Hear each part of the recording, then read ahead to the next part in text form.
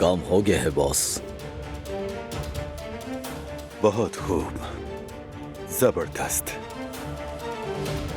चूंकि तोहफा बारान काराबे तक पहुंच गया, अब प्लान के दूसरे मरहले पर जा सकते हैं।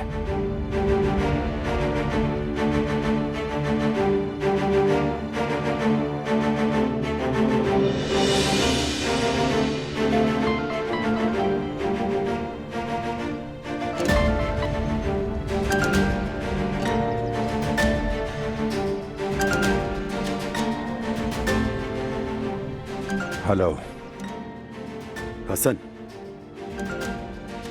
मुझे हवेली में दाखिल होना है। हवेली में दाखिल होना है? क्या बकवास कर रहे हो तुम? बात सुनो हसन, तुम्हारी जबान बहुत लंबी हो गई है। सुनो, मुझसे बात करते वक्त मुहतात रहा करो, वरना मैं तुम्हारी इस जबान को काट कर तुम्हारे ही हाथ पर रख दूंगा, समझे? अरे इतना गुस्सा मत दिखाओ भाई, हमारी आपस की बेतकल्लुफी समझकर ही कह दिया है। अच्छा बताओ तो सही, घर में आकर क्या करने वाले हो? ये तो मुझ पर छोड़ दो, तुम बस वो करो जो मैं कहता हूं। मुझे उस हवेली के अंदर तुम ले जाओगे। ये कहना आसान है, बच्चे के बाद बारान ने हद से ज्यादा सिक्योरिटी बढ़ा दी है। हर तरफ गार्ड्स हैं।